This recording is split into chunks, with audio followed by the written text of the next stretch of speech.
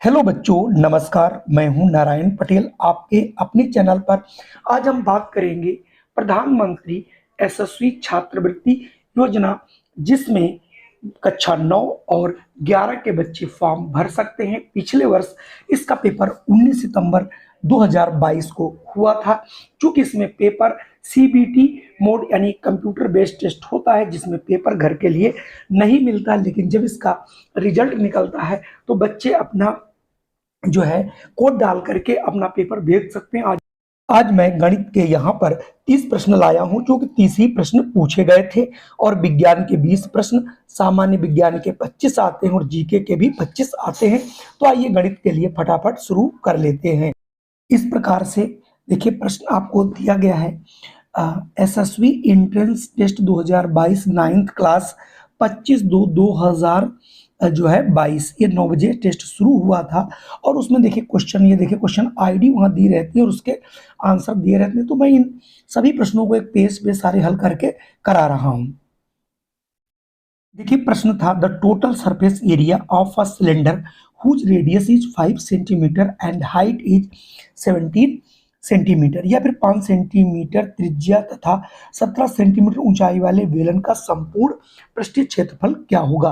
क्योंकि संपूर्ण पृष्ठीय क्षेत्रफल का जो फार्मूला होता है वो होता है 2 pi R into H plus R. जैसे ही आप इसमें वैल्यू रखोगे तो ये हो जाएगा 2 इंटू पाई आर था आपका 5, एच था 17 प्लस 5, तो इसमें पाई देखिए नहीं हटाना था, तो 2 पंजे 10 पाई इंटू 17 5 22 गुणा करेंगे तो यार ये आपका आंसर आ जाएगा 220 पाई सेंटीमीटर स्क्वायर। चलिए बढ़ते हैं अगले प्रश्न पर। दूसरा प्रश्न था, यदि 1/5 घात माइनस 2 बराबर 1/4 घात माइनस 2 प्लस 1/x घात माइनस 2, तो x का मान बताइए। तो आप मैंने देखिए इसको क्वेश्चन को लिख लिया है और उसके बाद मैंने क्या किया, इसको चूंकि घात में देखिए माइनस है, हम इसको ऊपर ले जाएंगे तो हो जाएगा 5 की घात 2 बराबर 4 की घात 2 प्लस एक्स स्क्वायर। अब आप 5 का स्क्वायर कर देंगे और 4 का स्क्वायर कर देंगे और एक्स का स्क्वायर कर देंगे और इसको पक्षांतर कर देंगे, तो एक्स स्क्वायर बराबर 25 माइनस ये 16 आ जाएगा और ये 25 में 16 जाएगा, 9 बचेगा। तो यहाँ पर x की जो वैल्यू है वो आएगी +3 और -3, क्योंकि किसी भी x जब आप निकालोगे तो x का जब स्क्वायर करोगे, चाहे -3 का स्क्वायर करो तब भी बच्चों 9 आता है, या 3 का स्क्वायर करो तब भी 9 ही आता है। तो यहाँ पर जब भी आप अंडर रूट लिया करें तो यहाँ पर इसकी प्लस माइनस में ही वैल्यू लिखा करें। तीसरा प्रश्न आपके सामने पूछा गया था, इवेल्युएट यानी 64 प्लस 0.60 प्लस 6400। तो आप देखिए इसको 64 का वर्ग होता है 8 और इसका जो एक जोड़ा बनाओगे तो इसका जगह 0.8 और 6400 का होगा 80, और जब आप इसे जोड़ेंगे तो आ जाएगा 88.8। अगला प्रश्न है, कोई मोबाइल फोन 42,000 पर खरीदा गया और उसका मूल्य 20% वार्षिक दर से घटता है, तो 3 वर्ष बाद उसका मूल्य क्या होगा। तो 3 वर्ष बाद उसका मूल्य होगा वर्तमान मूल्य 1 माइनस दर बटे 100 पावर n। जब बढ़ता है तो प्लस कर देते हैं, घटता है तो माइनस कर देते हैं। तो यहीं पर आपका यहाँ देखोगे 42,000 और ये 20 कम 20, 20 में से 100 कम 100, 100 में से 20 जाएगा तो यह आ जाएगा 80/100 की घात 3। इसको आप 3 बार गुणा कर लेंगे और इसको जब कैलकुलेशन करेंगे तो आ जाएगा 21,504 रुपए। चलिए बढ़ते हैं अगले प्रश्न पर। अगला प्रश्न है, 3 metre into 4 metre into 3 metre बीमा वाले किसी कमरे में रखे जा सकने वाले सबसे बड़े डंडे की लंबाई क्या होगा। यानी ये घनाभ की विकर्ण पूछ रहा, उसका फार्मूला होता है पहली भुजा का स्क्वायर दूसरी भुजा का स्क्वायर प्लस तीसरी भुजा का स्क्वायर। तो पहली भुजा 3 है, दूसरी 4 है और तीसरी 3 है, तो हम 3 का स्क्वायर प्लस 4 का स्क्वायर प्लस 3 का स्क्वायर करेंगे, 3 3 9 4 चक्कू 16, 3 3 9 16 9 25 और 25 और 9 होता है 34। 34 का वर्गमूल नहीं मिलेगा, इसलिए इसका आंसर आ जाएगा √34 मीटर। चलिए छठा प्रश्न पूछा गया था, amount of space occupied by a solid is called its. तो या फिर किसी ठोस द्वारा घेरे गए क्षेत्र का मान। तो यहाँ पर ये पूछ रहा है कि कोई भी जो 3D फिगर होता है वो कितना चीज घेरता, अपने अंदर कितनी चीजें रखता है, ये चीज होनी चाहिए। तो यहाँ पर इसका आंसर वॉल्यूम होना चाहिए वैसे। और अगर आप इसके क्षेत्र की बात करेंगे, चूंकि यहाँ पर अगर स्पेस ना आया होता वर्ड, चूंकि हिंदी में पढ़ने से ये जो है पृष्ठीय क्षेत्रफल समझ में आ रहा था। अगला प्रश्न है, निम्नलिखित में से कौन सी संख्या पूर्ण वर्ग नहीं है। हमने इसका वर्ग निकाला तो 37 आया, इसका 35 आया, इसका 33.52 आया, और आगे और भी आएगा। तो इसका मतलब ये पूर्ण वर्ग नहीं है, बाकी ये पूर्ण वर्ग है। हमने पूरे पेपर आपको इसीलिए एक तरफ से कराई दे रहा हूं। अगला आपके सामने प्रश्न है, cubic root of 343, cubic root of 512, cubic root of 2197 का मान क्या होगा। तो ये देखिए क्यूब रूट है, तो क्यूब यानी इसका हम घनमूल निकालेंगे, 7 आएगा, इसका 8 आएगा, इसका 13, दोनों जोड़ देंगे तीनों को तो आ जाएगा 28। चलिए बढ़ते हैं अगले प्रश्न पर। देखिए अगला प्रश्न है, कोई धन 8% वार्षिक दर से 5 वर्ष में दोगुना हो जाता है, तो कितने वर्षों में वो 8 गुना हो जाएगा। तो सबसे पहले आप देखिए 5 वर्ष में दोगुना है, तो यही दोगुना धन जब हम अगले 5 वर्ष के लिए रखेंगे तो वो हो जाएगा हमारा 4 गुना। फिर यही 4 गुना धन अगले 5 वर्ष के लिए रखोगे तो ये हो जाएगा हमारा 8 गुना। तो कुल मिला के हमारा टोटल समय हो जाएगा 15 वर्ष और धन हो जाएगा हमारा 8 गुना। यही वो पूछ रहा था। अगला प्रश्न आपके सामने है कि निम्नलिखित में से कौन सा बहुफलक के लिए सत्य है। तो सबको मालूम है उसमें जो है फेसेस होते हैं, वर्टेक्स होते हैं और उसकी साइड्स होती हैं। तो उसके लिए फार्मूला क्या होता है, देखिए जैसे अगर आप यहाँ पर घन ले लें, तो घनाभ में जो है फलक यानी पृष्ठ आपके 6 होते हैं और कोने उसमें 8 होते हैं और भुजाएं उसमें 12 होती हैं। तो इसमें +2, यानी सदैव आपको याद रखना F + V = E+2 यानी इसका मतलब फलक प्लस शीर्ष बराबर किनारा प्लस 2, ये फार्मूला होता है और ये फार्मूला हमको याद रखना है। चलिए बढ़ते हैं अगले प्रश्न पर। अगला प्रश्न है, मिलान कीजिए। अब देखिए पूछ रहा है न्यून कोण। तो न्यून कोण जो बच्चों होता है वो 90 डिग्री से कम होता है, यानी 75 हो गया। और सम कोण जो है 90 डिग्री का होता है। अधिक कोण 90 डिग्री से अधिक 180 अंश से कम हो तो देखिए तीसरा हो गया। और बृहत कोण 180 अंश से अधिक हो और 360 से कम हो तो पहला, यानी ये देखिए ऑप्शन इसका सही होगा। अगला प्रश्न है, the range of the data 17, 20, 13, -5, 2, 0 and -12, 8 and 5 is, यानी जो आंकड़े दिए गए इसकी आपको जो है सीमा निकालना है, क्या है रेंज निकालना। तो रेंज बराबर होता है कि maximum value minus minimum value. तो यहाँ पर देखिए 17 सबसे बड़ा है और -12 सबसे छोटा है, तो मैक्सिमम माइनस मिनिमम तो ये हो जाएगा 29। चलिए बढ़ते हैं अगले प्रश्न पर। अगला प्रश्न है, x + y का whole square minus x - y का होल स्क्वायर का मान बताओ। तो इसके लिए आपको फार्मूला a² - b² बराबर होता है a + b और a - b। तो हमने वही फार्मूला यहाँ पर लगाया और इस हिसाब से आंसर देखिए आ जा रहा है 4xy। चलिए बढ़ते हैं अगले प्रश्न पर। अगला प्रश्न है, 2187 को किस छोटी से छोटी संख्या से विभाजित करना चाहिए जिससे वो पूर्ण घन बन जाए।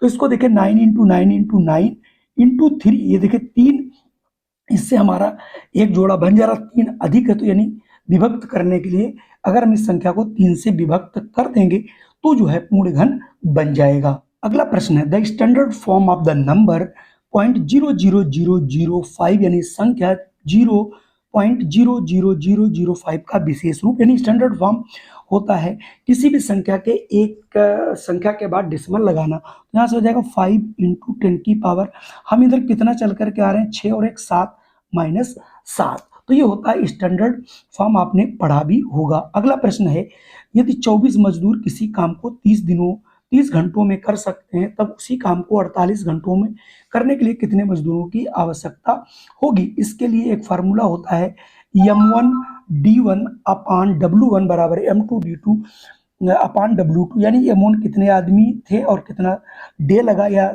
समय लगा और कितना वर्क हुआ, कौन वर्क पहले मतलब दूसरा दुगुना या तिगुना है। तो यहाँ पर वर्क एक ही है, लेकिन पहले 24 मजदूर थे, 30 घंटा करते थे, अब 48 अगर घंटे काम करें तो कितने मजदूर लगेंगे, इसमें आप वैल्यू पुट कर लेंगे और इससे आपको 15 मजदूर निकल के आ जाएंगे।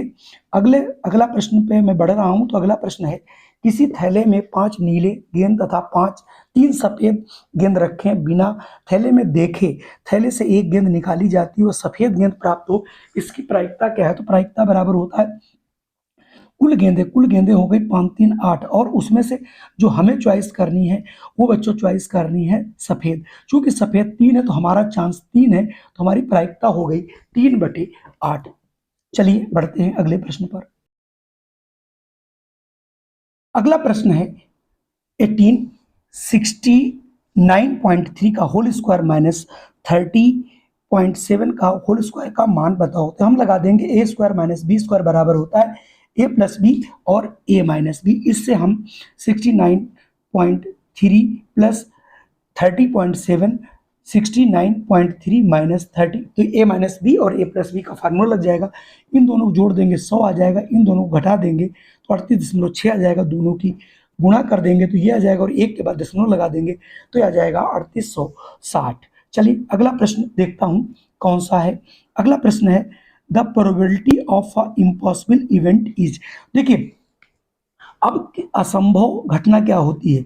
अगर कोई घटना होगी, एक हो सकता है घटना कोई ना कोई जरूर हो सकती है, लेकिन कभी भी अगर इम्पॉसिबल है तो उसकी प्रायिकता कितनी होगी, 0। तो याद रखना है जब भी इम्पॉसिबल पूछे तो उसका आंसर होता है 0। चलिए बढ़ते हैं अगले प्रश्न पर।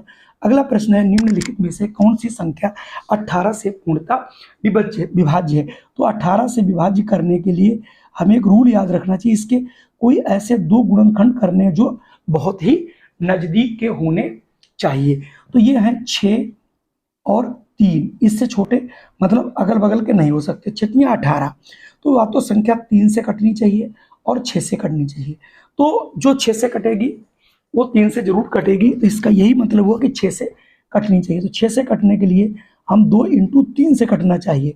तो देखिए 2 से, तो ये देखिए ये भी इकाई अंक 6 है, यहाँ भी 6, यहाँ भी, तो 2 से सभी कटती, 3 से कटना है। 3 से कटने के लिए सभी अंकों का जोड़ 3 से कटना चाहिए, ये भी नहीं 3 से कटेगा इसका जोड़, इनको जोड़ोगे नहीं। लेकिन 6 4 10 2 12 6 18, 18 3 के टेबल में आता है, इसका मतलब ये यही संख्या ऐसी है जो 18 से डिविजिबल होगी। चलिए बढ़ते हैं अगले प्रश्न पर।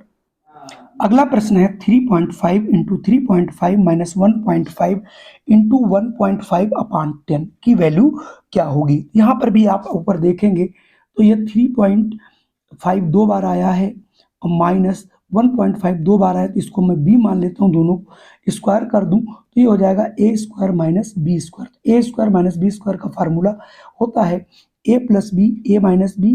तो जैसे हम करेंगे इसको तो ये देखिए 3.5 1.5 हो जाएगा 5, और 3.5 में से 1.5 घटाएंगे हो जाएगा 2, तो ऊपर हो जाएगा 5 दूनी 10/10 यानी 1। ये भी प्रश्न आपसे पूछा गया था। अगला अगर प्रश्न की बात करें तो अगला प्रश्न अच्छा है। प्रथम दिन किसी कंपनी का शेयर 20% बढ़ता है तथा दूसरे दिन उसी कंपनी का शेयर 20% घटता है। कंपनी के शेयर के मूल्य में कुल कमी या वृद्धि हुई। ऐसे केसों में जब समान वृद्धि हो और समान जो है उसमें लाभ हो, उस केस में सदैव उसमें कमी ही होती है, इसलिए मैंने लिख दिया सदैव कमी होगी। इसीलिए मैंने लिखा है कि जिससे आप समझ पाएं कि सदैव उसमें क्या होगी, कमी ही होगी। और सीधे सीधे बढ़ोतरी प्लस कमी बटे 100, या आप ऐसे इस सवाल को समझ सकते हो कि इसमें सदैव आपका घाटा ही होता है। तो इसलिए आपको याद रखना चाहें, आप देख लें कि अगर कोई 100 रुपये की चीज़ है, अगर उस पर 20 रुपये बढ़ गया 20% तो 120 की हो गई। अब अगर इसका 120 का पुनः 20% अगर आप कम करते हो तो 12 दूनी 24, यानी जो चीज़ 100 रुपये की थी अब वो चीज़ 96 रुपये की रह जाएगी, यानी आपको 4% का घाटा हुआ। सपोज करिए आपका एक दिन अगर शेयर 20% बढ़ा है और दूसरे दिन अगर 20% घट गया है, तो इसका मतलब अब वो शेयर 96 रुपये का मिलेगा। इसका मतलब उस कंपनी को अब घाटा होगा, यानी उसे वो मनी अब नहीं मिलेगी। तो आप समझ गए होंगे मैं क्या कहना चाह रहा हूं। अगला प्रश्न है नीचे नीचे दिए गए दो परिमेय संख्याओं के बीच में हम प्राप्त कर सकते हैं। कह रहा अगर कोई दो परिमेय संख्याएं हों उनके बीच में कितनी परिमेय संख्या प्राप्त कर सकते हैं, तो इसका आंसर होगा अनंत, क्योंकि दो परिमेय संख्याओं के बीच में अनंत परिमेय संख्याएं प्राप्त की जा सकती है। 24वां प्रश्न है 2/3 माइनस 3/7 माइनस 6/21 प्लस 9/7 इंटू 4/3। अब मैं इसको देखिए हल करना है। कैसे हल करेंगे, आप इन दोनों को देखिए गुणा कर देंगे तो ये हमारा हो जाएगा 3 दूनी 6 यानी माइनस 6/21 माइनस 6/21 पहले से लिखा है, फिर हम उसको काट दिए, देखो 3 एकम 3 3 3 3 चक्कू 12 12/7। अब इन दोनों को जोड़ देंगे, ये हो जाएगा माइनस 12/21 प्लस 12/7। एलसीएम दोनों को निकालेंगे, ये हो जाएगा 21, तो 21 एकम 21 यानी माइनस 12 प्लस 7 से करेंगे, 7 3 21 तो 12 3 36। अब 36 में से अगर हम 12 को घटा देंगे तो बचेगा 24/21, फिर इसको हम 3 से काट देंगे, 3 7 21 3 8 24 यानी ये आ जाएगा 8/7। इसको भाग कर देंगे, आ जाएगा 1 सही 1/7। आंसर आपका होगा। चलिए बढ़ते हैं अगले प्रश्न। अगला प्रश्न है विवेक तथा रजनी की वर्तमान आयु का अनुपात 6:7 है। 5 वर्ष पहले उनकी आयु का अनुपात 5:6 था, तो रजनी की वर्तमान आयु क्या होगी। तो आप मान लीजिए चूंकि वर्तमान आयु यहाँ पर अनुपात दिया गया है 6:7, तो विवेक की हो गई 6x मान लिया और रजनी की हो गई 7x। चूंकि 5 साल पहले की बात अगर करेंगे तो उनकी उम्र में 5 वर्ष घटा देंगे, तो विवेक की उम्र हो जाएगी 6x - 5 और रजनी की हो जाएगी 7x - 5। चूंकि अब इसका अनुपात हो गया 5/6 के बराबर कर देंगे। अब इनकी हम क्रॉस मल्टीप्लिकेशन करेंगे तो 6 × 36 - 6 पंजे 30 और 5 से करेंगे तो 5 7 35 - 5 25 और इसको 36x माइनस ये 35 इधर ले आएंगे, 35x बराबर -25 प्लस 30, तो ये बचेगा x बराबर 5। तो चूंकि रजनी की पूछी जा रही है तो रजनी की वर्तमान आयु थी 7x, 7 × 5 यानी 7×35। चलिए बढ़ते हैं अगले प्रश्न पर। अगला प्रश्न बेहद आसान है। पूछा जा रहा 0.23 का स्क्वायर प्लस 0.27 का स्क्वायर प्लस 2 × 0.23 × 0.27। आपको मालूम होना चाहिए, ये फार्मूला आपने पढ़ा होगा, a प्लस बी का बच्चों होल स्क्वायर ही होता है a² plus b² plus 2ab। अब ये देखिए ये वाला विस्तार लिखा हो तो हम इसको लिख सकते हैं a प्लस बी। तो यहाँ पर a प्लस बी का मतलब हो गया 0.23 प्लस 0.27, दोनों को जोड़ देंगे आ जाएगा 0.50। वर्क करेंगे आ जाएगा 2500, चूंकि 2 अंक हैं तो इसके बाद 4 अंक के बाद दशमलव लगाना पड़ेगा, तो ये हो जाएगा 0.25। अगले प्रश्न की ओर रुख करते हैं। अगला प्रश्न हमारा 29वां है कि 3a × a plus B plus C minus 2c × a minus B minus C minus 3ab plus 3ac minus 2ca। अब आप इसको केवल इससे गुणा कर दीजिए, इससे गुणा कर दीजिए और इस ब्रैकेट को खोल दीजिए और इसको सॉल्व कर दीजिए और आपको आंसर मिलेगा 3a² plus 2bc plus 2c²। अगला प्रश्न आपसे पूछा जा रहा था, काफी सरल प्रश्न था कि 2x + 1/2x - 1 बराबर 3/5, तो x की वैल्यू क्या होगी। हम इसका क्रॉस मल्टीप्लिकेशन कर देते हैं, तो ये हो जाएगा 5 दूनी 10 प्लस आपका 5 दूनी 10 प्लस 5x और 3 से करेंगे 3 दूनी 6 माइनस 3 एकम, सॉरी यहाँ पे देखिए गलत हुआ है, 3 एकम 3 कर देंगे तो यहाँ पर ये जो हमारा 3 था अब ये